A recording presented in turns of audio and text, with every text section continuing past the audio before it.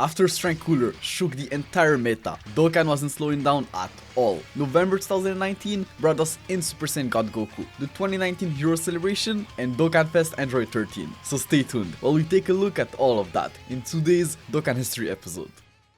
The month of November started with some new EZAs. The EZA of Strength Omega Shenron was pretty damn good. The guy unconditionally debuffed all enemies attack by 40% at the start of turn, making him an absolute beast in SBR, while also giving 2 key and 40% attack to full power category allies. Like, this guy was just insane. The only issue is that he lacked teams at the time. He couldn't be run on the Shadow Dragon Saga category since he shared the same name as the leader of that category, so you could generally only run him on full power, which was literally his only other team. If that guy was somehow on Cooler's team or was named differently, he would just have been so cracked. His EZA event was also fairly easy. He was weak to units from the Kamehameha category. Like, if you had AGL's % for Goku or AGL's % Gohan, this was just a breeze. Strength Beerus also got a sub EZA. Nothing crazy, but pretty decent. Like, he gave Worthy Rival category allies 2k and 30% attack and defense, had 100% defense at the start of turn, and had a 50% chance of gaining 200% attack. Like, if you didn't have Tech Dokkanfest Beerus, this guy was definitely a solid choice, but nothing crazy. We then got another stage to the Hero Extermination Plan EZA area, with an EZA for INT % Gohan. He raised his defense by 50% on Super for one turn, had 4 key and 70% attack and defense on the start of turn, and gained 70% attack with a Goku on rotation. So yeah, he was pretty bad, but it's not like it mattered. He shared the same name as LR AGL Gohan, so he had to be absolutely insane for anyone to run him over the LR. The next day, we got a new weekend ticket banner, whose tickets were distributed throughout the week. What was special about this banner is that it brought the global exclusive Super Saiyan 3 Vegetas to JP, who were actually not even bad.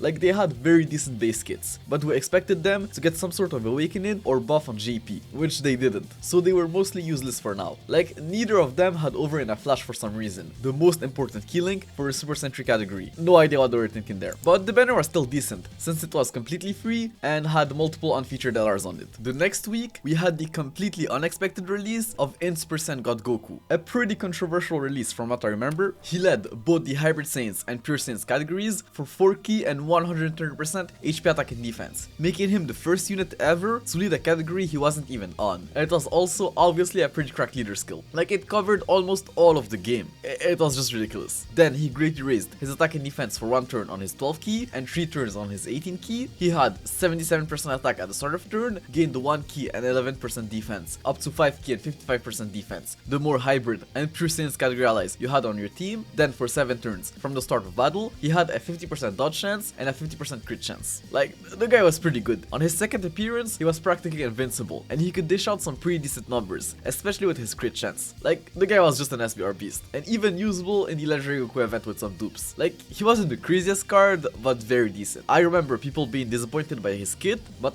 I felt like he was fine. He had all around decent offensive and defensive stats. Like, he was generally a unit you could slap on any team he was on, and he could look pretty good. We also had another Hero Extermination EZA that same day, a pretty good one this time. Physical Piccolo gave a massive 77% defensive buff to all allies. Like, this was just ridiculous back then. I remember reading his kit for the first time and just being mind blown, seeing such a high support type buff. And since he also gained 1 key and 20% attack per Bond of Master and Disciple category around the team, he could super attack fairly easily, while also dishing out decent numbers on in future Gohan's team. Like, on that team, you could argue that he was more valuable, or at least more fun, than the Dokkanfest Transferring Piccolo, at least in shorter events. But yeah, obviously if you had the Dokkanfest Transferring Piccolo, this guy was useless for the most part, like almost every single Extreme Z area EZAs we had so far. A week later, we got the 2019 Hero Celebration, with a ton of new units and awakenings. Tech Golden Cooler was pretty good for the time. He had a decent leader skill for Dokkan Battlefield, stacked attack on Super, gave allies 2 key and 20% attack and defense, and gained an additional 30% attack and defense while also launching an additional attack that had a 30% chance of becoming a super attack with 3 or more Dragon Ball Heroes category allies on your team. Like, if it weren't for that Dragon Ball Heroes condition, he could have been insane on Cooler's team. But on a full Heroes team, he was still decent. Tech Supreme Kai of Time was just insane. She massively raised her defense for 1 turn on Super, while also sealing the enemy's super attack, which was just cracked. But then she gave all allies 3 key and 30% attack and defense, and 12% crit chance, with a great chance of giving all allies an additional 12% attack, defense, or both. Like, she was just a beast for SBR. The Potara and Realm of Gods SBR SBR stages were now much easier thanks to her. Like Saiyan was extremely useful in the Podara SBR stage for the Super Vegetos. The super type buffs actually turned AGL Dokkanfest Zamasu into an absolute wall, and she could actually hold her own defensively since she massively raised her defense on Super. Like brother, she was just cracked. In Super, Fu was not bad. He was the best Dragon Ball Heroes leader, raised his attack and defense for 1 turn on Super, while sealing the enemy's super attack, gained 1 key and 10% dodge chance per time travelers category around the team, up to 4 key and 40% dodge chance, so he was actually usable outside of the heroes team, and he also gained 150% attack and defense on Super. Like,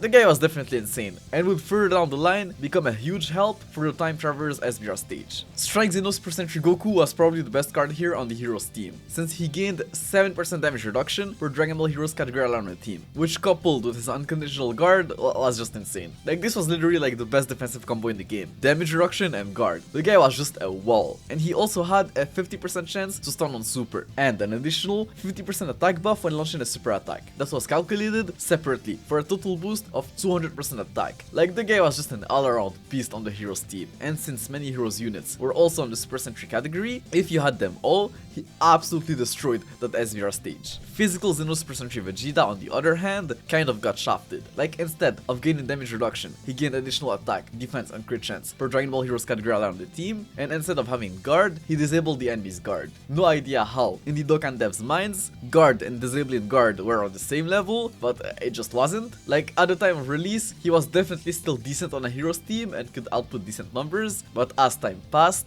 the gap between those two cards just kept getting bigger and bigger. Physical Super Saiyan Comber was pretty cracked. He led the extreme class type for 3 key and 80% HP attack and defense, so not bad for battlefield. Then he greatly lowered the enemy's attack and defense on Super, a very powerful effect in SBR, had 2 key and 150% attack and defense at the start of turn, but what really made him crazy was the fact that he had a 50% chance of stunning super class enemies after getting hit, meaning he was absolutely monstrous in SBR. Add in his giant ape transformation, and yeah, the guy was pretty insane. Definitely one of the best units of the batch, but I remember him being kind of dupe reliant, as he just couldn't take a hit in SBR at 55%, but if he used items or had dupes, he was good. AGL Zenro Gotenks lowered attack and defense on Super, had 70% attack and defense at the start of turn, gained 20% attack and defense per super attack performed, up to 80% attack and defense, buffs that were actually calculated separately for a total boost of 206% attack and defense after 4 super attacks, and he also launched an additional super attack when targeting an enemy whose super attack was sealed. So he was clearly made to be run alongside INT SSG Goku, who was literally just the same unit, but instead of lowering attack on Super, he sealed. And instead of getting an additional super attack when targeting a sealed enemy, it was when targeting an enemy whose attack was lowered. Like, honestly, they were pretty decent together, but nothing crazy. Strength Xeno Vegex was very good in the Legendary Goku event, as you could guess. He stacked defense on Super and stacked crit chance with every super attack performed, while also launching an additional super attack when targeting a debuffed enemy. And I'm pretty sure the first 4 phases of the Legendary Goku event could have their defense lowered, so the guy could ramp up his defense fairly quickly during those first few fights. The heroes units also dropped with a new story event, where you could farm a new Freshplay Comber, who was an absolute beast of a Freshplay unit. He stacked attack and defense on Super, gave extreme class allies 20% attack and defense when attacking, while not only debuffing super class enemies attack and defense by 20% after receiving an attack, but also launching an additional super attack after receiving an attack as the first attacker in a turn. Like, the guy was just so good, not only for the Legendary Goku event with his defense stacking and additional super attacks, but even in SBR with his attack debuff. Just an all-around amazing Freshplay unit. We then had the teaser of the next Dokkanfest, which looked like a new Android 13. He released near the end of the month, and yeah, the guy was pretty good. He introduced the Target Goku category into the game, a category that, even though had a lot of overlap with the second category he was leading, the Androids category, was still pretty decent, as it included additional characters like Golden Frieza and Broly. Then he greatly lowered defense on Super, while also having a 30% chance of stunning the enemy, so pretty good for SBR. Then he had 130% attack and defense at the start of turn, gave androids category allies 2 key and 30% attack and defense, and his attacks were guaranteed to hit. He was the first unit to have that mechanic, and it was insanely good for the final phases of the Legendary Goku event, where one dodge from the UI Gokus could ruin your whole run. Then he transformed into Fusion Android 13 on the 5th turn from the start of battle, if you had 2 or more androids category allies on the team, and that was probably this guy's biggest issue. In base, he was clearly meant to be run with androids units, but transformed, he was meant to be run with Target Goku units, so this guy would have been a lot better if his transformation was an active skill instead. It was literally mind-boggling to us how they dropped this guy with a regular transformation after Strength Cooler. Like, genuinely no idea how they make those decisions, but bro,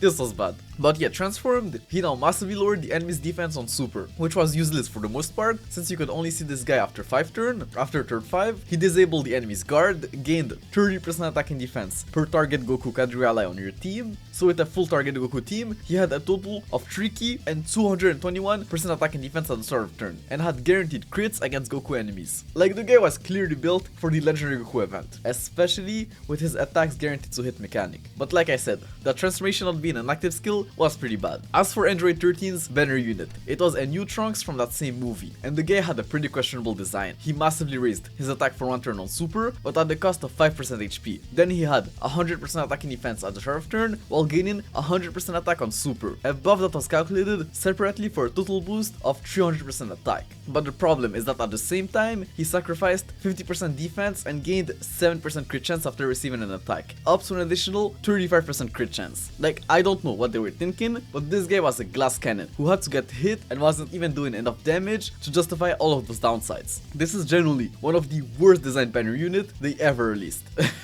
Like, they really don't like Trunks, bro. With Android 13 also came the awakening of the Baba Shop Strength 13, who was an absolute beast of a free-to-play unit. He stacked attack and defense on Super, had 40% damage reduction when attacking with 8 or more ki, had 130% attack and defense when facing a Goku, Vegeta or Trunks enemy, and an additional 70% attack and defense with an Android 14 and 15 on rotation. Like, the guy was just completely insane for the legendary Goku event. The problem is that he honestly wasn't better than his Dokkanfest counterpart, and since they share the same name, you couldn't run them together. They also dropped a new story event with a new free-to-play unit. Physical Android 14 and 15 were insane. They lowered attack on Super, had 70% attack and defense at the start of turn, but obviously what made them absolutely cracked were the buffs they got with an Android 13 on rotation. Bro, with a 13 on rotation, they got an additional 70% attack and defense and could foresee the enemy's super attacks for the rest of battle. Like, brother, what?